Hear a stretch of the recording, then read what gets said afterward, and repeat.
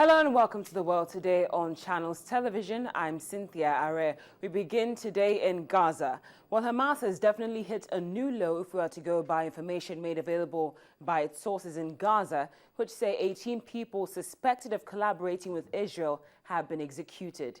These killings come a day after an Israeli airstrike left 3 senior Hamas leaders dead.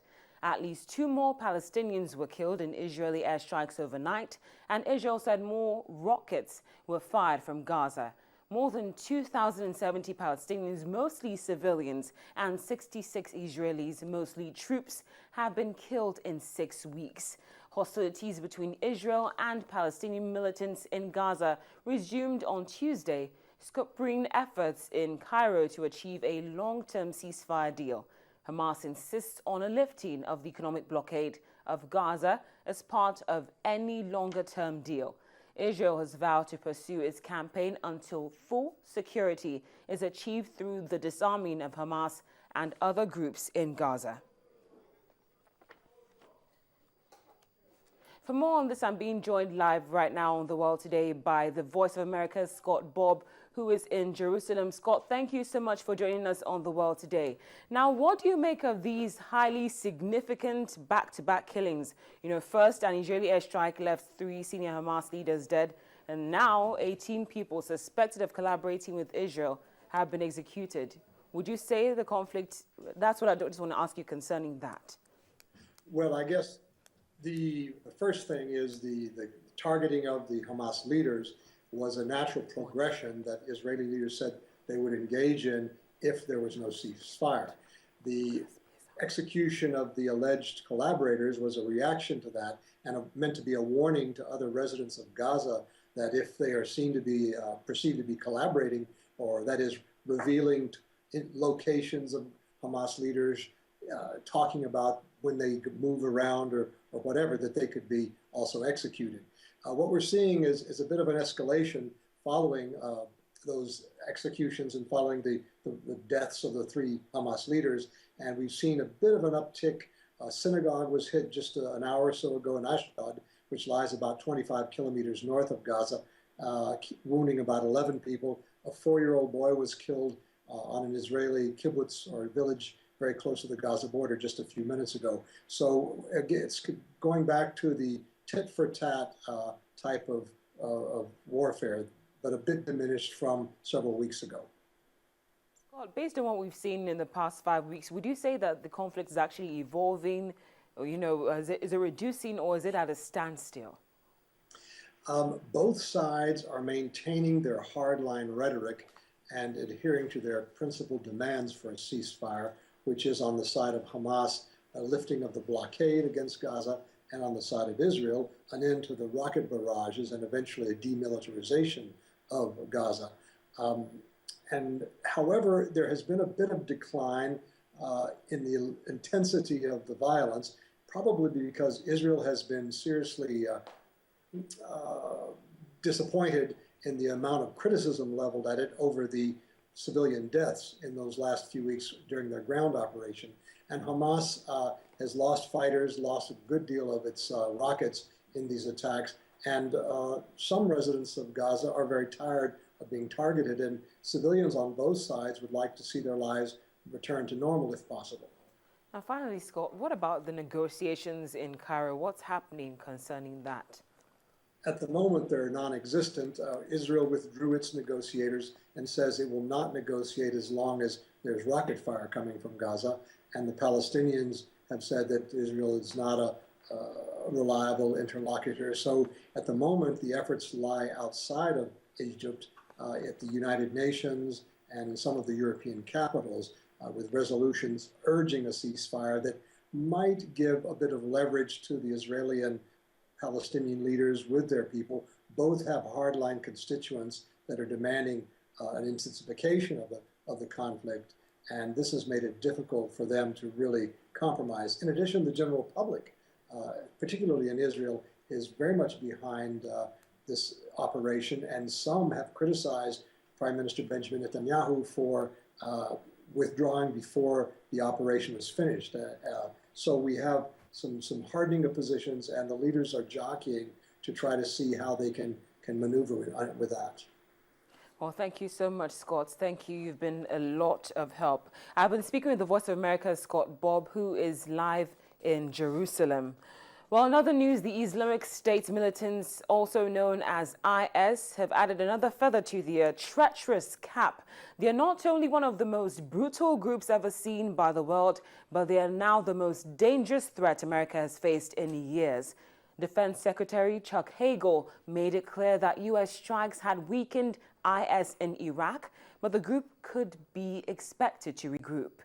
America's top general, Martin Dempsey, also said IS fighters cannot be defeated without attacking its base in Syria. Days after the Islamic State militants released a video showing the brutal manner in which the American journalist James Foley was killed, new details have emerged concerning the events which led up to his death. The U.S. State Department spokeswoman Mary Harf announced that the employer of the beheaded American journalist said his captors had demanded a ransom of $135 million US. We do not make concessions to terrorists. That includes we do not pay ransoms. One of the main ways ISIL has been funded throughout this conflict has been from ransom payments that others have paid. We believe just in 2014 that's in the millions of dollars. So we believe that paying ransoms or making concessions would both put all Americans overseas at greater risk for kidnapping and in harm's way, but that ransoms would also fund and finance exactly the groups we are trying to degrade their capabilities. Israeli Prime Minister Benjamin Netanyahu draws a comparison between Hamas in the Palestinian territories and Islamic State fighters operating in Syria and Iraq. Radical Islamic terrorism now threatens the entire world. It threatens Israel, threatens the United States, threatens the moderate Arab regimes, threatens Europe, everybody. And I think that we face the same Islamist terror network, and we have to fight it together. Hamas is ISIS, ISIS is Hamas. You saw the gruesome beheading of James Foley. We see the gruesome murder of execution of 3 teenagers, which Hamas has just admitted that they did. These are branches off the same poisonous tree. We have to make a common front against the common front of radical Islamic terrorism. The free world, the democracies have to stand together against this terrorism. That's the only way we'll roll them back. Ultimately, that's the only way we'll defeat them. U.S. Defense Secretary Chuck Hagel and Chairman of the U.S. Joint Chiefs of Staff General Martin Dempsey described the Islamic State as a new kind of terror threat that is suddenly beyond anything they have ever seen until now. ISIL is as sophisticated and well-funded as any group that we have seen. They're beyond just a terrorist group. They marry ideology, a sophistication of strategic and tactical military prowess. They are tremendously well-funded. Oh, this is beyond anything that we've seen. So we must prepare for everything. And the only way you do that is you take a cold, steely, hard look at it and get ready. Longer term, it's about ISIL's vision, which includes, I actually call ISIL, here we go, right? ISIS, ISIS, because it's easier for me to remember that their long-term vision is the Islamic State of Iraq and al-Sham. And al-Sham includes Lebanon, the current state of Israel, Jordan, Iraq, Syria, and Kuwait. If they were to achieve that vision, it would fundamentally alter the face of the Middle East and create a security environment that would certainly threaten us in many ways. Meanwhile, British anti-terrorist police have begun an investigation of the video in which Foley's killer spoke with a London accent.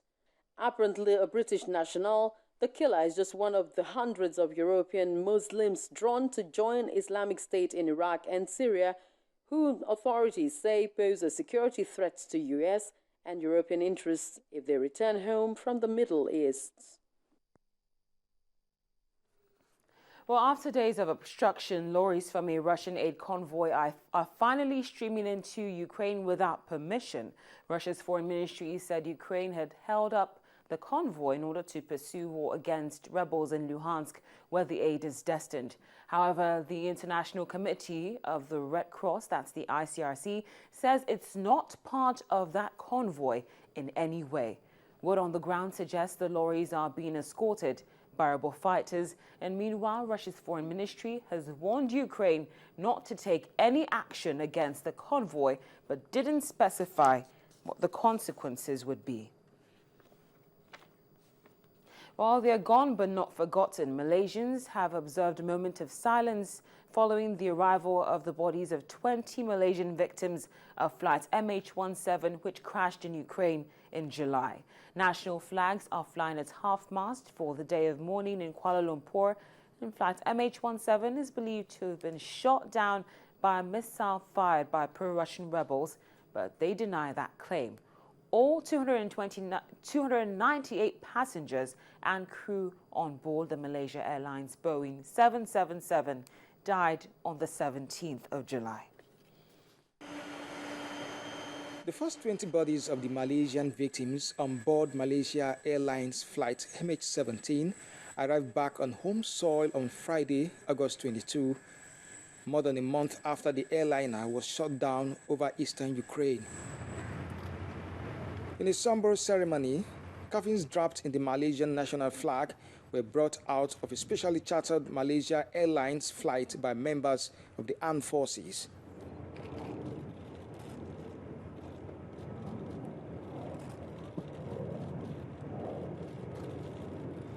They were then driven away for private funerals.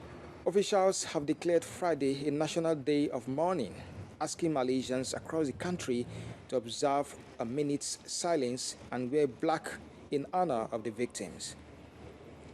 43 Malaysian nationals were on board the plane traveling from Amsterdam to Kuala Lumpur, including 15 crew members and 2 infants.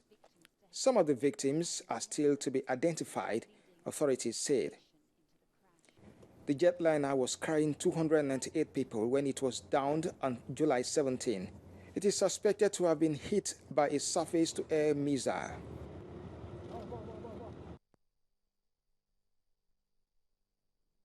Now, can you believe that since the Syria crisis began about 3 years ago up until April this year, up to 191,000 people have been killed? Well, the outgoing UN human rights chief has confirmed that, and she believes the figure is probably being played down, and she has also criticized what she's called international paralysis on the issue.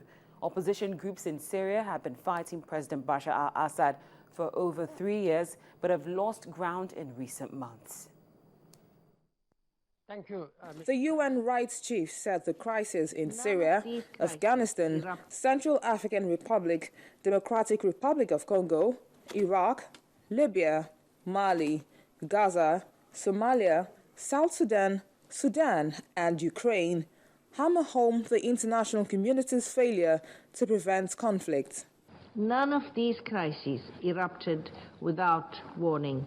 They built up over years and sometimes decades of human rights grievances, deficient or corrupt governance and judicial institutions, discrimination and exclusion, inequities in development, exploitation and denial of economic and social rights, and repression of civil society and public freedoms. Early detection systems such as the 51 special procedures experts of the Human Rights Council and systematic scrutiny by treaty bodies repeatedly alerted us to these shortfalls. So, although the specifics of each crisis could not necessarily be predicted, many of the human rights violations that were at their core were known. She suggested the Security Council come up with possible new responses to rights violations, such as deploying rapid, flexible, and resource-efficient human rights monitoring missions that will be limited in time and scope. Her successor, Jordan Springs Zaid Razid Al-Hussein, who will start his 4-year appointment next month, could also informally brief the Security Council once a month in a bid to strengthen early warnings of potential crisis, she said. Pillay also recommended building on the UN Arms Trade Treaty, which aims to regulate the $85 billion arms industry and keep weapons out of the hands of rights abusers and criminals. This was in the first place the duty of the relevant states, but when governments are unwilling or unable to protect their people, it is the responsibility of the international community, and singularly this Council, to intervene and to deploy the range of good offices, support, inducements and coercion at its disposal to diffuse the triggers of conflict. The Council's interest in human rights has increased markedly during my tenure, but despite repeated briefings regarding escalating violations in multiple crises by OHCHR and other human rights mechanisms, there has not always been a firm and principled decision by members of this Council to put